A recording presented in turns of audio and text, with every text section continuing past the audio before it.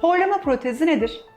Horlama protezi, uykuda nefes yolunu destekleyen ağız içi bir tedavidir. Horlama çoğu zaman uyku sırasında alt çenenin geriye doğru düşmesi ve dilin nefes yolunun daraltması nedeniyle oluşur.